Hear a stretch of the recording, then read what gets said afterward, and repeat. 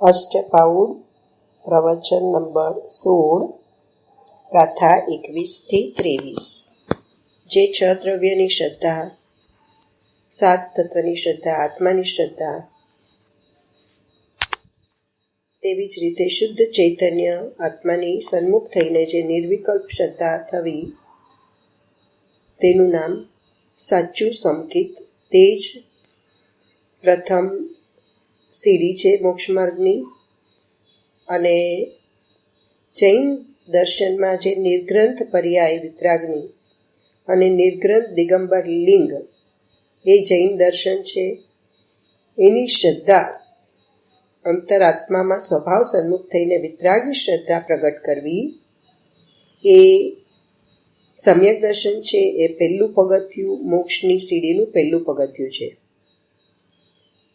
રાગથી જો દેવશાસ્ત્ર ગુરુની કે નવતત્વની શ્રદ્ધા કરી હોય તો કંઈ સારભૂત નથી. આ તો નિર્વિકલ્પ શ્રદ્ધા કરી હોય, પરમાર્થ સંકિત હોય, તે જ સાચું સંકિત છે. નહીં તો આ વિકલ્પવાળી શ્રદ્ધા એ એકડા વિનાના મીંડા જેવી છે. અંતરંગ ચૈતન્ય સ્વરૂપ એ પુણ્ય પાપ શુભ અશુભ વિકલ્પ રહિત અને અનંત જ્ઞાન દર્શન ચારિત્ર આનંદ સહિત એવો આત્માનો સ્વભાવ છે. બેહદ જ્ઞાન, બેહદ આનંદ, બેહદ શ્રદ્ધા, બેહદ દર્શન ઉપયોગ, બેહદ વીર્ય એવા અનંત ચતુષ્ટય સ્વભાવ સ્વરૂપ આત્મા છે. એની અંતરંગ રુચિ કરીને સમ્યક ધારણ કરવું. ભગવાન આત્મા ત્રિકાળી જ્ઞાની પરમેશ્વર, તેમાં ચતુષ્ટયપણે અનંત જ્ઞાન પડ્યું છે. જે જીન સ્વરૂપ છે તેની દ્રષ્ટિ થઈ વેદન અનુભવ થઈને આનંદના સ્વાદની અંદર જ્ઞેયનું જ્ઞાન થઈને પ્રતીતિ થવી, તે પ્રથમ સમ્યક દર્શન રત્ન છે. સ્વદ્રવ્ય પર લક્ષ્ય કરી સ્વ વસ્તુમાં અનંત જ્ઞાનને આનંદ પોતે પરમાત્મા સ્વરૂપ છે એનું જે જ્ઞાન કરે તે અંતરાત્મા છે. જો સંકિત ન હોય તો ચારિત્ર એકડા વિનાના મીંડા જેવું છે. પેલા સ્વરૂપ શુદ્ધ ચૈતન્ય દ્રવ્ય જ્ઞાયક મૂર્તિ છે એવું અનુભવમાં ભાન થઈને શ્રદ્ધા બરોબર કરજે.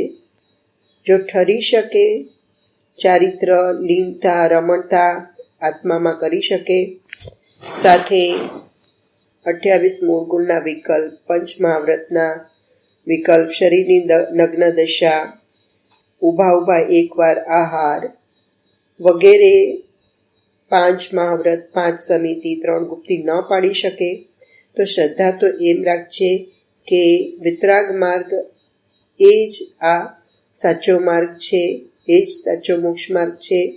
અને એમાં જે જૈન દર્શન કયું છે તે આવા ભાવલિંગ સાથેનું જે દ્રવ્યલિંગ છે તે જ સાચું છે. પણ મારી પુરુષાર્થની મંદતા છે તેથી હું પાડી શકતો નથી. મને સંયમની ભાવના હોવા છતાં હું પાડી શકતો નથી એમ પોતાનો દોષ જોજે.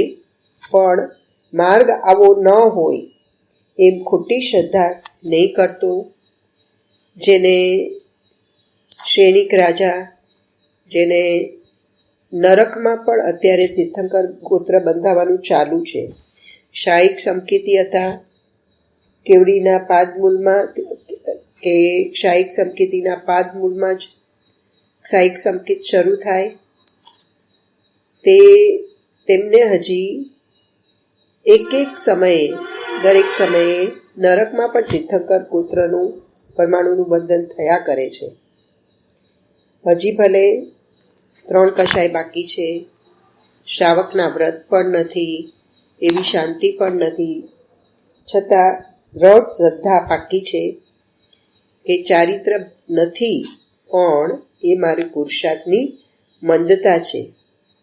જો એમ માનીશ કે ના ચારિત્ર નથી તો શું થઈ ગયું, તોય મને મોક્ષ થઈ જશે, તો એ મિથ્યાત્વનું બંધન અને સંસારનું બંધન વધતું જશે. ખરો ઉત્સર્ગ માર્ગ એ તો વિતરાગ દશા જ છે. અને તેની સાથે જે પંચમહાવ્રતના વિકલ્પ શુભા ઉઠે પણ અપવાદ માર્ગ છે. કાંઈ એના સિવાયનો બીજો કોઈ અપવાદ માર્ગ પણ નથી કે વસ્ત્ર લેવાનો ભાવ થાય એ અપવાદ માર્ગ નથી, એ તો મિથ્યા માર્ગ છે.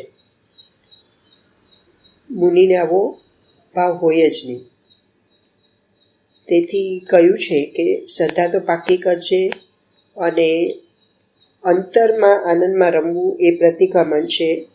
સામાયિક એટલે આત્માના આનંદનો સ્વાદ આવે અને શુદ્ધોપયોગ અંદર થાય એ સામાયિક છે.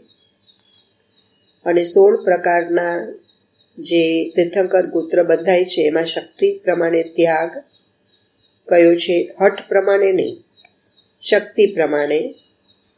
તો શક્તિ પ્રમાણે ન થઈ શકે તો શ્રદ્ધા તો પાકી રાખવી કે માર્ગ તો આ જ છે. ઈચ્છા નિરોધને તપ કયું છે, બાકી બધા તપ, અને એ પણ સમ્યક દર્શન સહિત હોય તો, બાકી તો બધા તપ બાળ તપ અને બાળ વ્રત છે. આત્માનો આનંદ એમાં સ્વસ્થ એટલે લીન થઈ જવું. આ પુણ્ય પાપના વિકલ્પમાં ટકવું એ કંઈ ચારિત્ર નથી, એ કાંઈ વિનય નથી, પણ પોતાનામાં સ્થિર થઈ જવું એ જ સાચી સ્વસ્થતા છે. અને આ પ્રકારે જો ન થઈ શકે ચારિત્ર તો શ્રદ્ધા તો પાકી કરવી. જય જિનેન્દ્ર.